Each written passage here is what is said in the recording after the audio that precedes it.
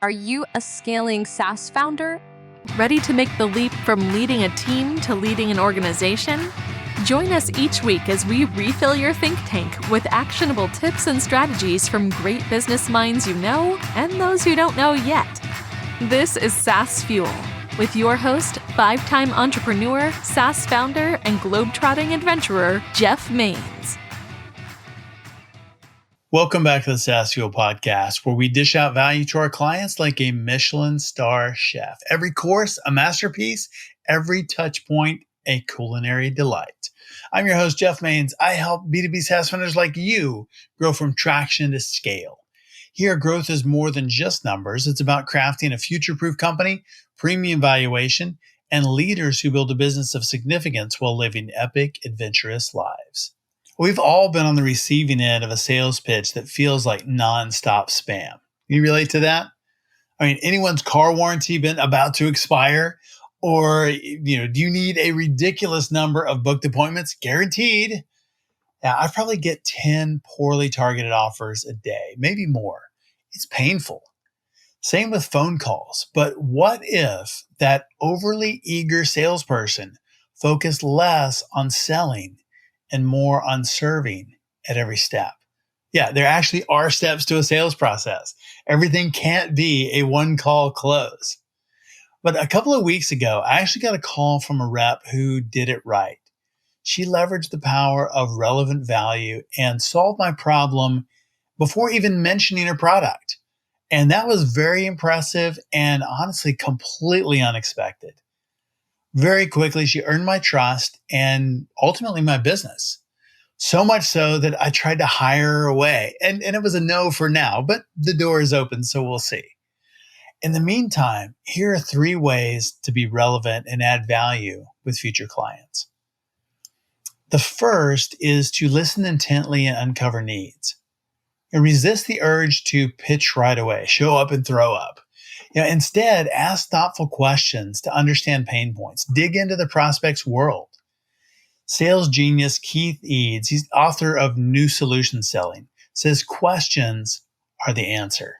I think that is a brilliant, brilliant statement. Uncovering someone's true challenges shows that you actually care. The important thing here is to really listen. And that doesn't mean just pass the time and pretend to listen until you can pitch, or wait for a pause so you can tell them all about how your product is such a great fit and can help with everything that they talked about. No, actually listen like a human having a conversation. And number 2 is tailor your messages and solutions. A one-size-fits-all approach won't resonate. It just doesn't. Personalize everything you deliver based on what you've learned back there by listening in step 1. Listen, and then we want to personalize based on what we heard. Send an article that speaks to their unique situation. Introduce an idea that addresses their specific goals. Tailoring shows that you actually were listening. You care about them, not just the sale, and it makes you relevant. This builds trust and credibility. And the cool thing is that 97.6% of your competitors, they won't do it. So you will really stand out when you do. And then number 3 is help first, sell second. Provide value with no strings attached. 0. Absolutely 0. Don't expect anything in return. Share ideas that make their job easier. Offer guidance based on your experience. No product pitch needed. They'll remember how you generously helped and see you as a partner, not as a salesperson. Again, most won't do this. You remember Zig Ziglar, he said, you can have everything you want in life if you will just help other people get what they want. It's true then, and it's true today. Maybe even more true today. The sales environment today is way different than it was 2, 3, 4, 5, 10 years ago. Way different than 20 years ago. So give first.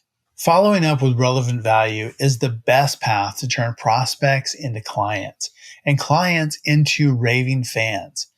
They'll know that you have their back at every single step, not just when you want the sale. Have you done this? How did it work? What other sales advice do you have? Drop it in the comments below. I'd love to hear. If you want lots of value fast, check out my book, Small Fish, Big Pond, Building a World-Class Business that Swims Circles Around Competitors. Small Fish Big Pond delivers powerful marketing and leadership lessons guaranteed to enhance your marketing message, wrap value around your clients, and guide their buying journey to conclude that your company is the only solution for them. It includes step-by-step frameworks and time-tested growth principles to attract ideal clients, convert them, and then transform them into your brand ambassadors. Pick up the print, ebook, or audio today at smallfishbigpond.com, Amazon, or your favorite book source. And remember, all book profits go to charity, always.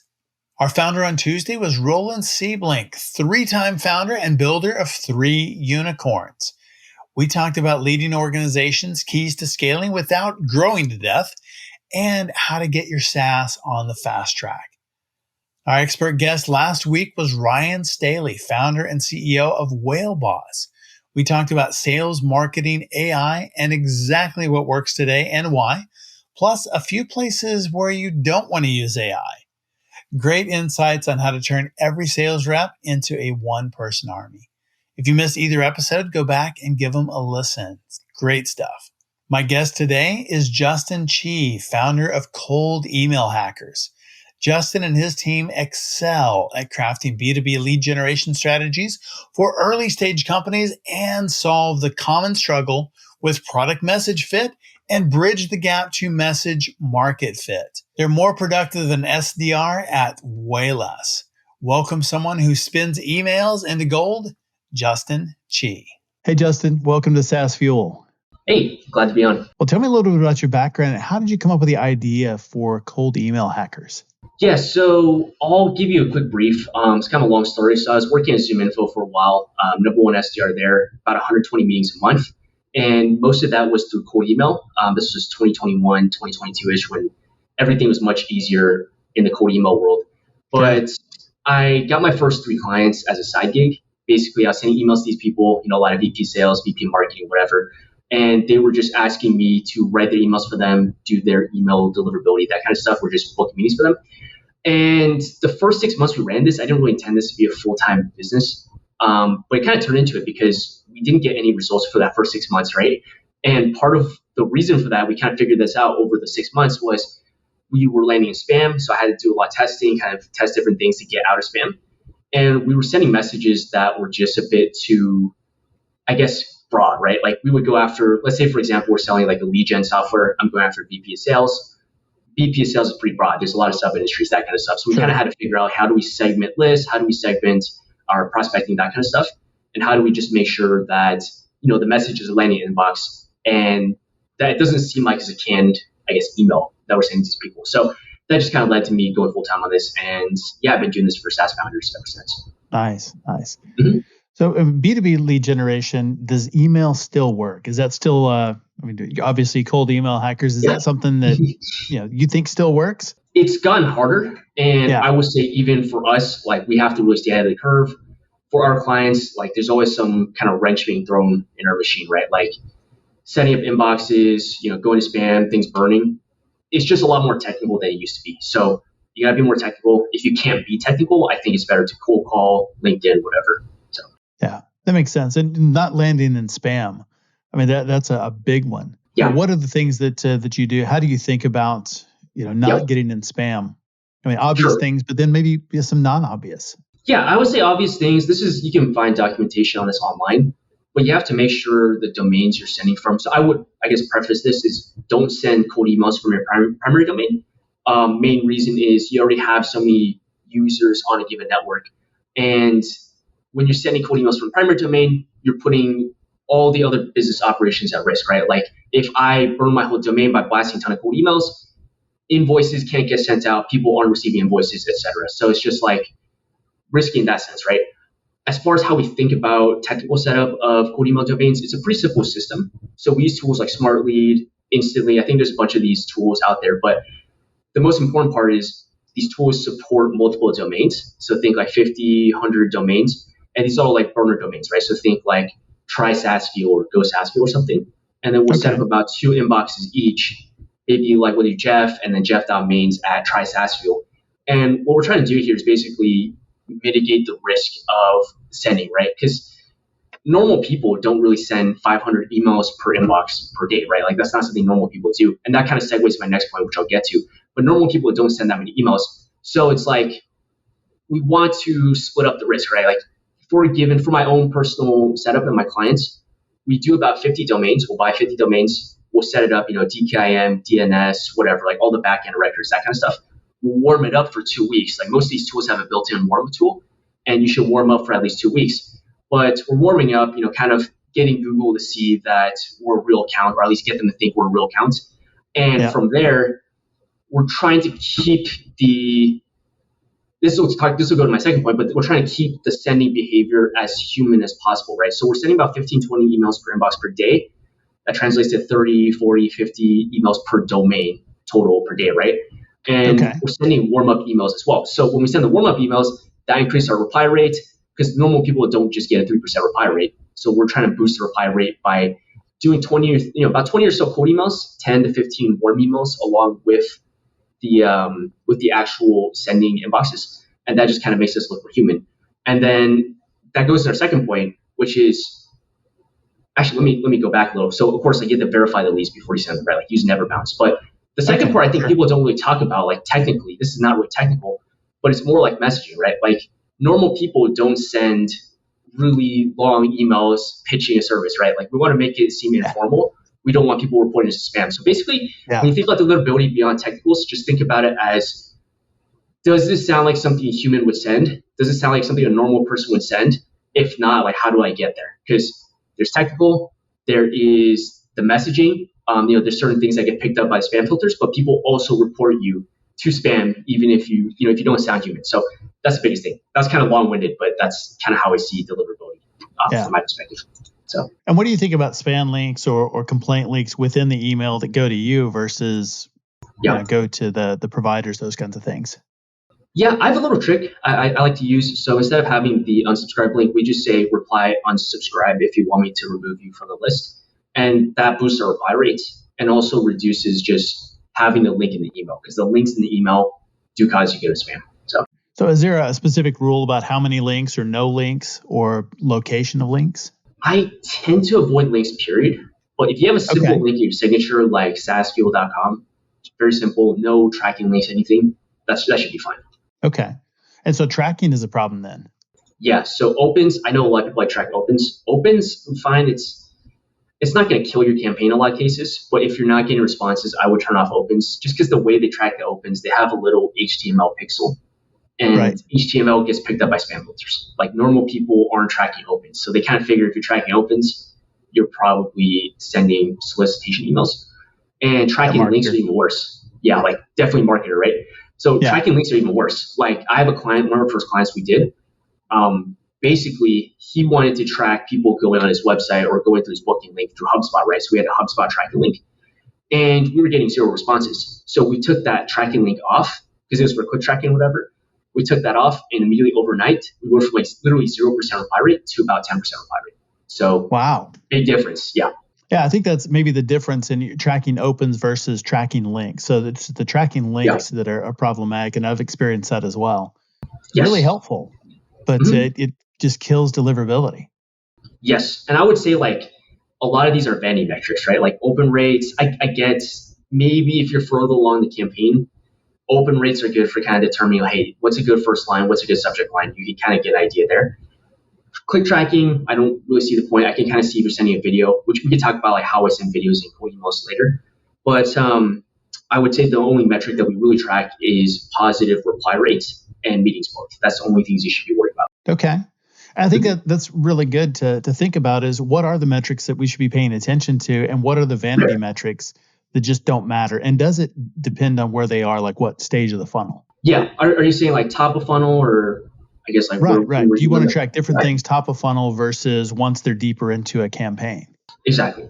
So what are those things? What are the metrics that we should be paying attention to, and what are the vanity metrics that everybody says you should pay attention to that don't matter? Yeah. I would say if we're talking top of funnel, middle of funnel, like we don't really work there. So we just do strictly top of funnel at Cold Email Hackers. Okay. I would say just top of funnel, basically positive reply rate. We're shooting for 10% plus. Like of the total replies, 10% should be positives.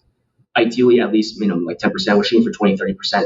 And if we're talking about meetings booked per email sent, really depends on the offer. I would say if you're like a sales, a marketing tech, type of tool, I would say maybe 1 in 100 is a good number to shoot for. 1 in 100 emails being sent results in a booked meeting.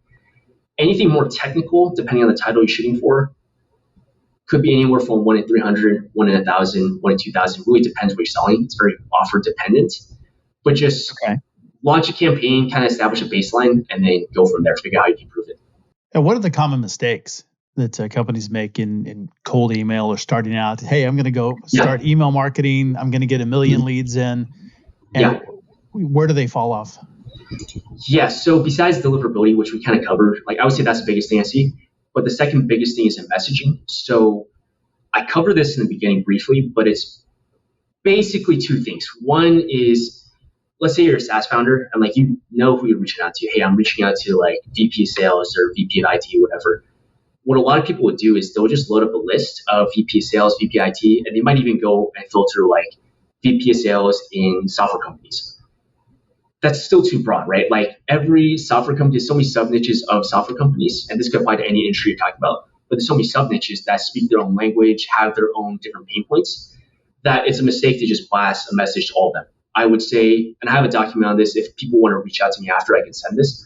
But what I would do is I would just, if you're using a tool like Apollo, filter broadly by software as an industry, filter by the title, and go inside the keywords and search for keywords that might tailor it down. So if we're looking for software, we might type in human resources. So we're looking for human resources software, and maybe they have a specific pain point that you solve, where you have a case study with a client that's similar to them in their space, basically. So that's number one. Yeah. And then I guess number two, sorry, I didn't mean to cut you off. I guess number two as well was basically just don't use too many buzzwords. Like I know a lot of founders are like, we have a cloud-based AI, ML software, whatever. Like we just want to make sure that we're conveying what we do across to them. Like just make sure you're talking about benefits instead of features. So yeah, that makes sense. Where you're really communicating. It kind of goes back to what you were saying before. As a human, is this something a human would send? Exactly. Yeah, that's the biggest thing I would say. So yeah, and so when we're doing that, you do all cold. And so when you're doing that, do you pitch in the initial email? Are you really trying to do that, trying to book a meeting immediately? Or is it sort of a warming sequence or an offer? Or how do you approach it? Yes, so I have a framework and I can share this with your viewers as well. So it's usually first, subject line doesn't really matter. I say, like, I know people talk about this. It's just make the subject line sound internal, something that they might get from their boss or a colleague or whatever. Just don't lie, obviously, but make it pretty vague. First line is kind of a hook, like, hey, the most common was, hey, I saw you on LinkedIn. Just come up with a hook, get them to open the email, that first line. Second sentence is where I usually pitch. I'll pitch something like, hey, we can help you. I'll explain a bit as far as like how I do this, but basically we can help you achieve X by doing Y. So in the case of like one of our clients, like a lead gen software, we'll say like, hey, we can help you find heads of marketing looking for whatever pain point they solve. And you don't want to be too specific. Like you don't want to go super into details, but you want to kind of explain, hey, we can solve this problem for you.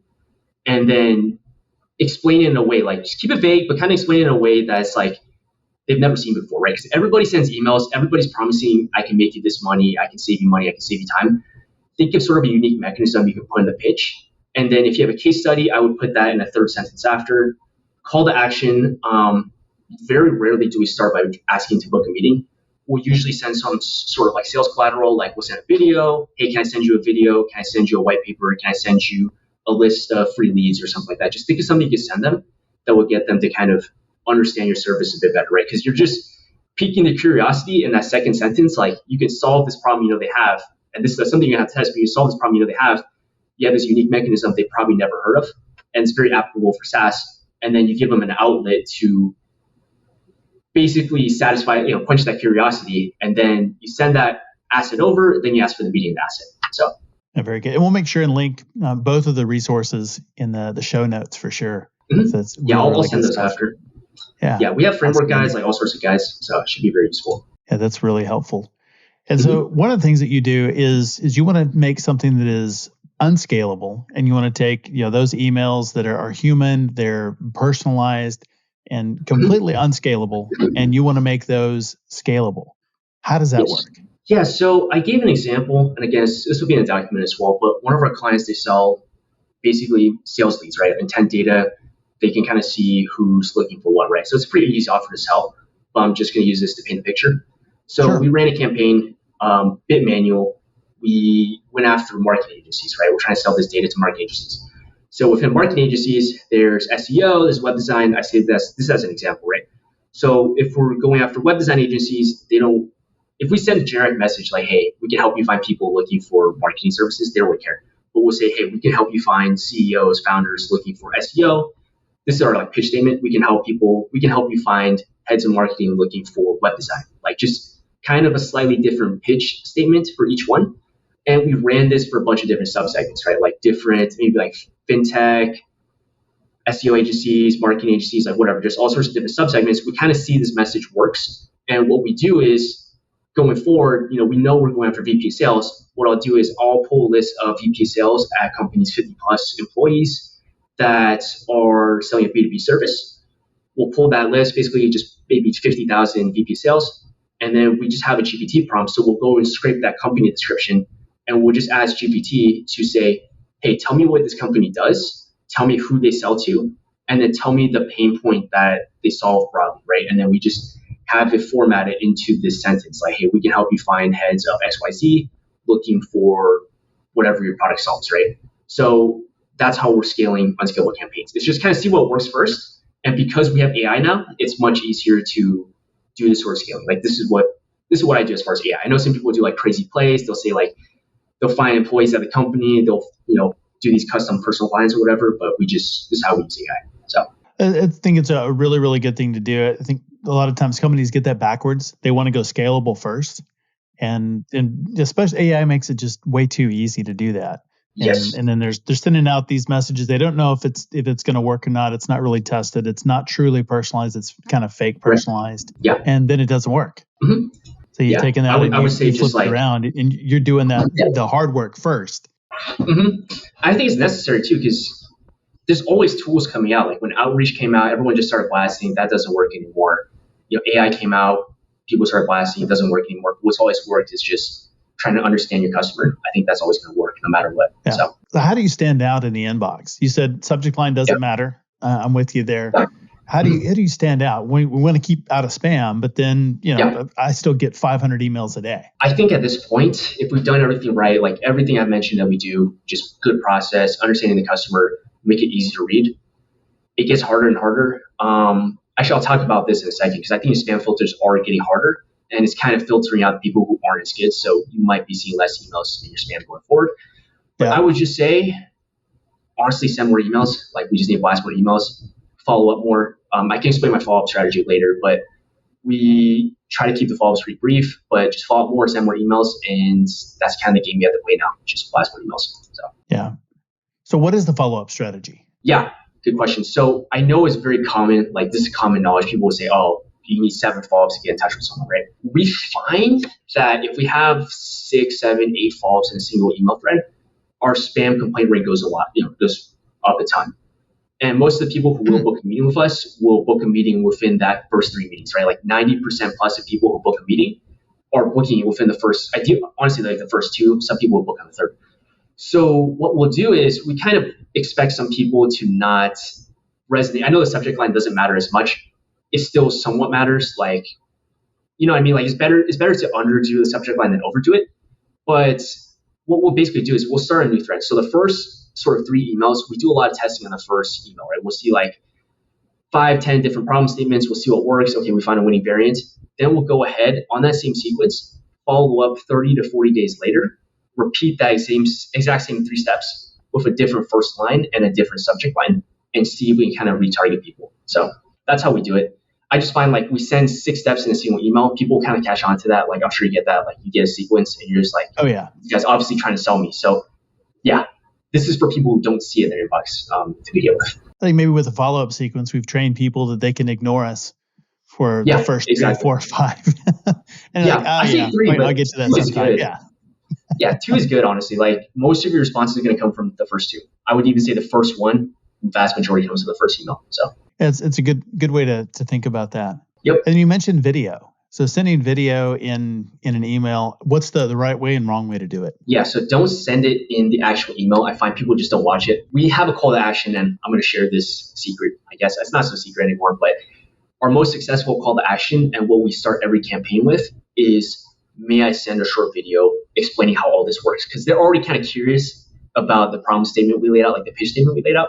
So they just want to see how it works. No pitching in this email or in this video. It's just 3 or 4 minutes showing the demo. We send it if they request it, and there's like a 90% watch rate. So we do track clicks on that particular response. Like if you use Smartly, you can track the clicks on the responses. So we track the clicks there, and then basically see how many people are actually watching it. If you use Loom, you can see how long they're watching it. So if people aren't staying on very long, you need to fix the video and go from there. Yeah, that makes sense. And then so the video comes in a second message, or you have the problem statement, and then you say, hey, if you want more, can I send you a quick video? Yeah, it's like, hey, can I send you a quick video? What we'll also do is the second follow-up it's usually just kind of reiterating, hey, did you get this? This is what we do. The third email, what we're going to do is basically send the video as well. And we'll just say, hey, look, here's the video in case you didn't see it. Let me know if you have any thoughts. So. Okay, that makes sense. Yep. Yeah, I think it's much more interactive, much more human that way. Yeah.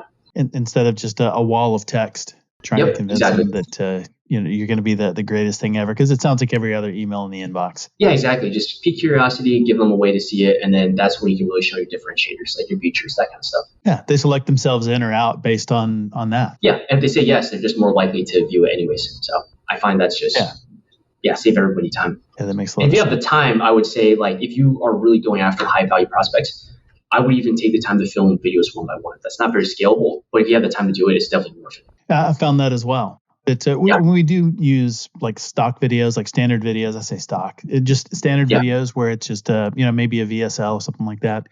But it's those individual videos, and I'll do 20, 30 of those in a day and just sit down and do them. And it may take an hour, but it is an hour that is absolutely well spent, because the response is really good. Yeah, especially like decent companies, I think it's worth it. Oh, without a doubt. Mm-hmm. So how do you personalize cold emails at scale without sacrificing quality? Yeah, it's mostly down to kind of the testing in the beginning, kind of like what we described as far as like figuring out what works and then trying to scale it, like the example I gave of, scraping the company descriptions and then creating that personal line based off that. That's the way we generally do it. We have tried kind of cheesier personalizations, like, hey, I saw you went to Harvard or whatever. Like that doesn't work as well. Like really it false positives. Yeah, like people say, oh, thank you for looking at my profile, and then it's like, oh, we don't need this right now, so it's really no point. So right, well, it's not relevant. It's like, all right, that was 30 years ago. It does not affect my daily life. Yeah, exactly. So that's pretty straightforward. So how do we personalize where it is something that's relevant? It does affect their lives and make them care. Because we do want to connect, and I think that's the important piece. If we're going to personalize, it has to connect. Exactly. Think about the problems that you solve, right? Like that particular example I gave, like that sentence, hey, we can help you find heads of X looking for Y. That took a lot of testing. We tested so many different problem statements. Like we were testing, do they want cell phone data? Like, hey, we can help you get the cell phone numbers of heads of marketing or something like that, or heads of marketing, heads of IT or whatever. So we tested a bunch of problem statements. I would say for that given campaign, we tested maybe 10 features, because we always pitch a feature and then kind of explain how it works. So we tested like 10 different features, 10 different problems, and that was the one that worked for us. So you just have to do a lot of testing. You have to do the legwork of testing subject lines, I wouldn't say subject line, but testing the pitch statements, testing the problems, that kind of stuff. So that makes sense. So in that case, you're not trying to connect with them personally. In that case, you're testing the problem statements and the solution or the pitch. Yep, exactly. I'm not testing like any personalization. It's just what problem is on their mind for their job. Like they don't want to get fired either. Like they want to be able to do well in the job. So like, let's think about how we can help them achieve that. If you can talk to customers, that helps a lot. Yeah, that makes sense. But it's definitely counter to what we're hearing in the marketplace right now. Is you're supposed to personalize but I don't think that's talking about where they went to college 20 years ago. Yeah, is not really personalization that matters today, but the problem that they're trying to solve right now, getting inside their head, I think that does matter. Yeah, exactly. And I'll say if you have a successful campaign, then go ahead and test that like personalization, whatever that might help. I would just say leave that until you find a winning angle without it. Like don't test with that because it give you a lot of false positives. So Yeah, I like that. I think one of the reasons that a lot of companies are selling it just because they can deliver it and it's new and it's it's a new widget, a new toy. It's a shiny object, exactly. but does it really give results? And I like the idea of getting the messaging right at the core, and then maybe you add some of the other things on to push it. Get the extra 5%, but you got to get the 90% right first in the Exactly. message. What do they call it? It's like the Pareto principle. It's like 80-20 rule. Get the 80% first and then just see if you can max it out more. We don't really bother even once we figure it out. It's just like such a small gain that we found. Like we've tested these personal lines and it's just not a big gain. So it's like, do we want to spend extra time, even though it's automated, do we want to spend extra time setting the automation? A lot of times it's not worth it. Yeah, because it doesn't necessarily move the needle. You'll have people show up to meetings. They're like, oh, I just took the meeting because I like to email. Like that happens a lot. So it's kind of a waste of time for everyone. Yeah. That makes sense though, because they show up because there's some affinity to something else, but it's not that because they're interested, not because they have the problem that you want to solve, but because of some other extraneous reason. Exactly. That's not what you want. Like you want people that are interested in your service, that actually need your service, that kind of stuff. So it's a waste of time for all parties. Sure. So what do we do with negative responses? I know, I see some of those, our team gets some and they're like, maybe we shouldn't send an email because I get this, we sent out, 2,000 emails and we got 2 back that were just hate mail. What do we do with those? How do we deal with the negatives? I would say don't even bother. Like maybe you can call them, but don't send anything over email. They're just going to report you spam. That's been our experience. Like we've tried to convert them in the past. Doesn't work. Sometimes you might get a hit, but it's just like the negatives outweigh positives really heavily here. Yeah. Is there a point where you should be more concerned about the negative responses? Yeah. If you're not getting any positives, like if you're, it kind of goes back to the point of like looking at the KPIs, right? Like if your positive response rate is below 10% and people are basically, they're just not, they're just replying unsub, that's when you should be worried. I would say negative responses can actually be good in some cases. Like if they're giving you feedback, like, hey, this doesn't really apply to people in our industry, or like this doesn't really apply to me, it might be worth reaching out and say, okay, do you mind me asking why? And then just try and get some reasons to improve your campaigns with. But generally, don't try to convert negative responses. You're just going to go to spam. Yeah. Is there a point where you have or have seen something work that turns negative responses into positives? Cold calling, like following up via cold calls. Hey, I saw you responded not interested. Like, can I ask you why? That has worked. Just depends on your resources. Hey, we've had some of those where somebody replies back and hey, you're a bot, and we'll actually send them a personalized video. Hey, I'm works. A robot. It's hilarious because they respond back and usually it's pretty light and fun. Yeah, it really depends. I think that's another point. It's like sometimes they think you're a bot, and it's like it might actually be something they're looking for. But because your message sounds like it's written right by a robot, it's like they don't even respond. So that's kind of goes back to the point of sounding human in your initial outreach. One of the beginning of February, Google, Yahoo started making some changes to bulk email senders. How has that affected email delivery? And what should we be thinking about going forward with our emails? I would say, so this is my understanding. Google is only applying this to @Gmail addresses, right? So for most B2B outreach, we're reaching out to company addresses is usually fine. We haven't seen a really big dip in our deliverability. I think there was a week or so because we have a small community, right? There's people I talk to that do the same thing as me. There's a week or so where people were freaking out, but for all intents and purposes, it's been fine. So I would say just stick to fundamentals, stay out of spam, verify your leads, make sure your domains are set properly, keep sending emails. Don't send too many emails, you should be fine. I wouldn't worry too much. Now, you mentioned something earlier that I think is worth talking about again, and that is validating lists. You talked about never bounce. We use zero bounce. But I think that's really, really important to think about, and not just like doing it once, but doing it regularly to make sure that your emails are delivered. If you have a particularly big list and you're sending over like 3, 4, 5, 6 months, you can have someone build automations. I have an automation through make.com. So if the bounce rate starts spiking past like 1 or 2%, it will just kind of take that whole list back out and re-verify it.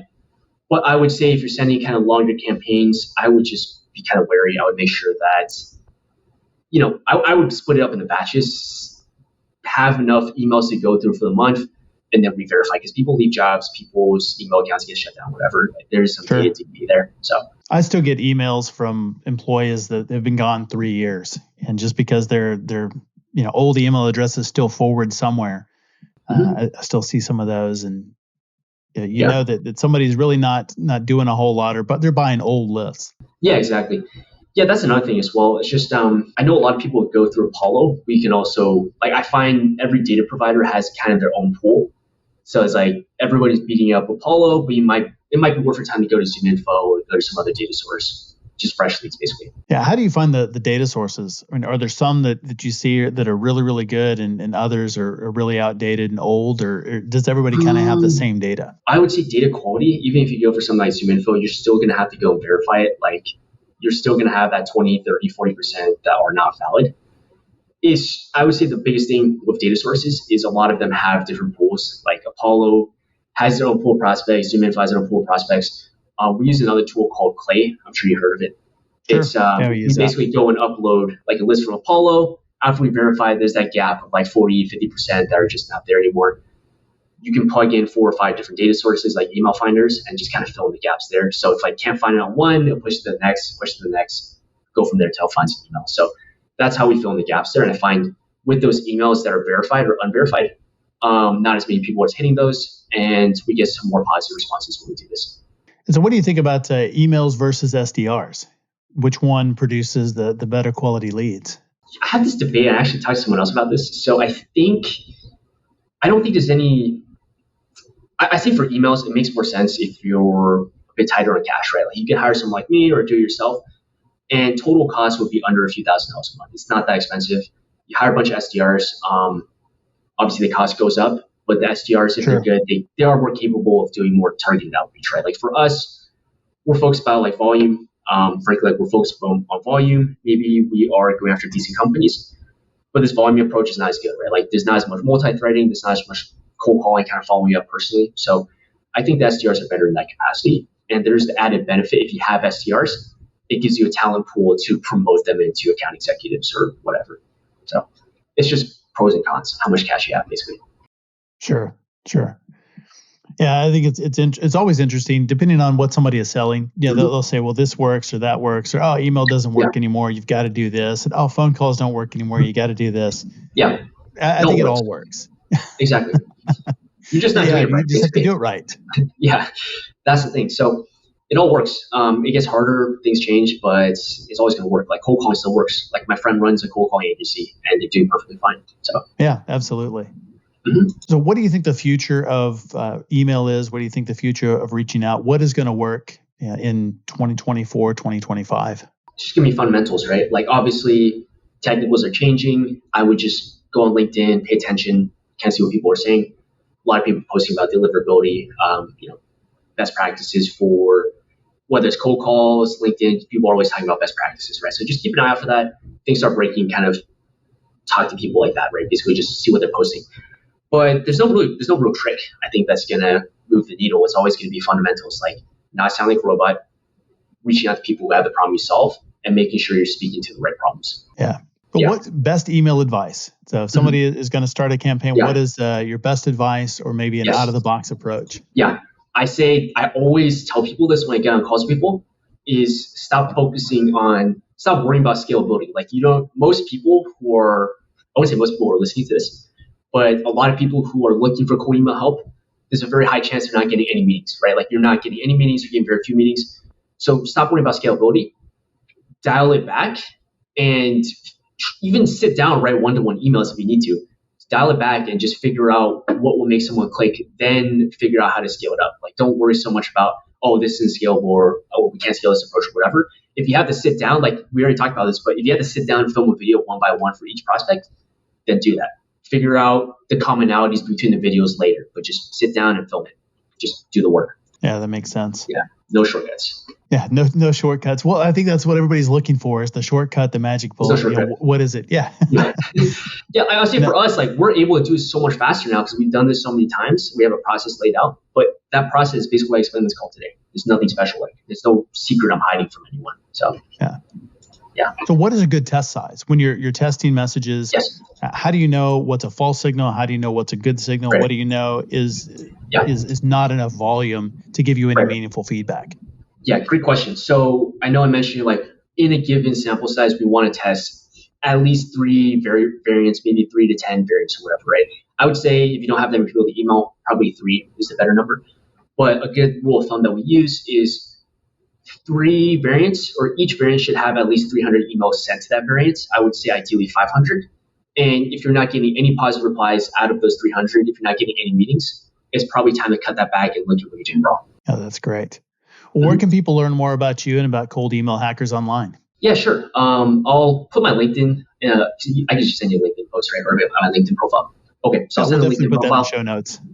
Perfect. And I'll send the guides as well. So you can find my guides. I'll send my guides over. I'll send my LinkedIn profile. And you can go to my website, coldemailhackers.com, if you would like to kind of talk about a longer term engagement. But if you just want to ask questions, my inbox is open. You can just message me anytime. I'm happy to answer. Nice. So cold email inbox. So you get those emails. Yes.